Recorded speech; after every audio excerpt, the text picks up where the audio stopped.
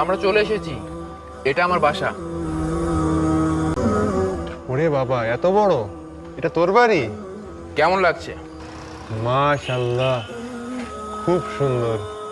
সব থেকে বড় আর্কিটেক্ট নিয়েছি বাড়ি বানাতে, ভিতরে সুইমিং পুলও আছে। সব থেকে দামি দামি টাইলস লাগিয়েছি, আর কিছু ইম্পর্টেন্ট ফার্নিচার এনেছি দুবাই থেকে। ভাবছি একটা ওডি নিয়ে নিব। আসসালামু আলাইকুম। ওয়ালাইকুম আসসালাম।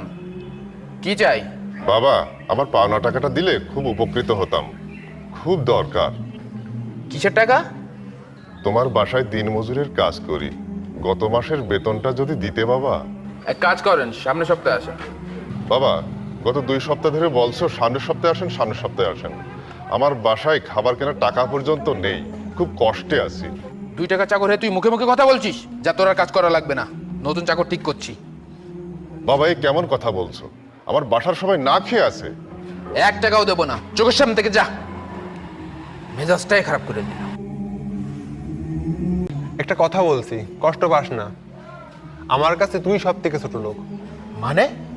মারা গেলে টাকা সাথে যাবে না, তোর ভালো কাজই রয়ে যাবে। লোকটা তোর বাড়ি দিনমজুরের কাজ করে, দিন আনে দিন খায়, কষ্ট করে সংসার চালায়। আল্লাহর রাসূল বলেছেন, শ্রমিকের গায়ের ঘাম শুকানোর আগে তার পারিশ্রমিক দিয়ে দাও। আর তুই সেখানে তার টাকা মেরে দিচ্ছিস। গরিবের টাকা মেরে কোনোদিন সুখী হতে পারবি না। কি হবে তোর এই বাড়ি গাড়ি? মারা গেলে ওই মাটির ঘরে তোকে ঘুমাতে হবে। দরিদ্র অসহায়ের হক নষ্ট করে কিছু অর্থ সম্পদের মালিক হয়ে নিজেকে বড়লোক ভাবা হীন মানসিকতা ছাড়া কিছুই নয়। শুধু অর্থ সম্পদ থাকলেই ধনী হওয়া যায় না, ধনী হতে হলে বিশাল এক হৃদয়ের প্রয়োজন।